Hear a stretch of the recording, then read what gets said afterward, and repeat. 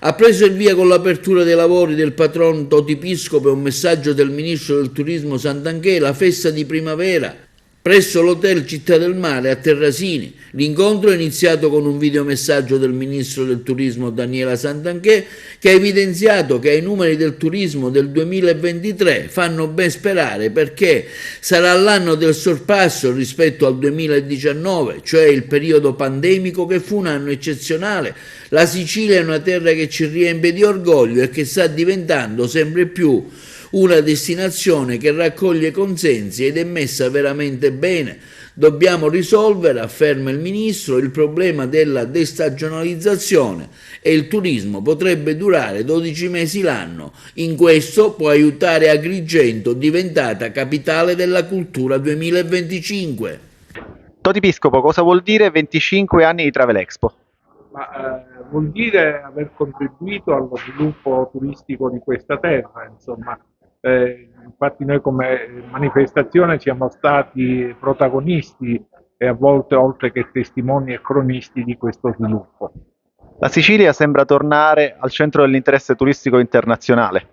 Beh sì, la Sicilia attualmente vive un momento, devo dire, magico, insomma, perché è la destinazione turistica fra le più attrattive nel mondo digitale e quindi è un momento favorevole.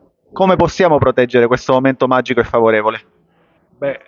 Trasformando praticamente tutto ciò che era occasionalità in un concetto di sistema che possa essere pianificato e programmato.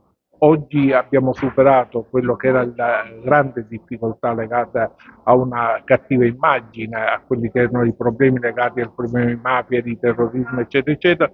Lasciato questi alle spalle, dobbiamo puntare a darci una visione di sviluppo strategico e individuare qual è il posizionamento della Sicilia turistica sui mercati internazionali. È una scelta che va, ed è un fenomeno, una scelta di un fenomeno che va governato. Sono veramente rammaricata di non poter essere con voi a questo importante evento, ma ci sono con l'anima, col cuore, con la passione, e vi ringrazio per quello che state facendo.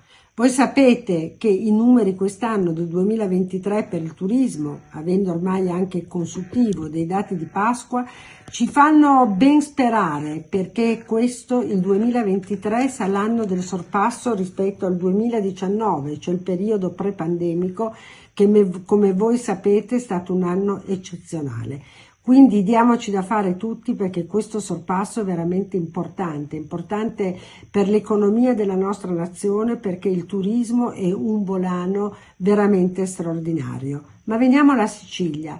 La Sicilia è una terra che ci riempie di orgoglio e che sta diventando una delle destinazioni preferite, più cliccate, sempre di più una destinazione che raccoglie più consensi, anche perché in Sicilia c'è tutto, dalle bellezze naturali a quelle culturali, a tutto il comparto enogastronomico. Quindi forza, perché la Sicilia è messa veramente bene.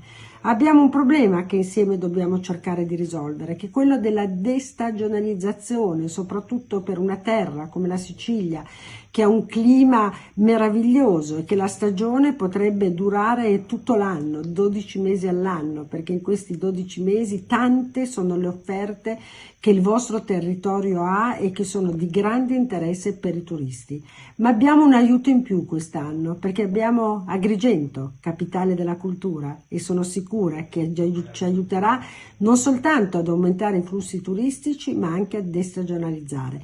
Buon lavoro a tutti, vi abbraccio e sono con voi.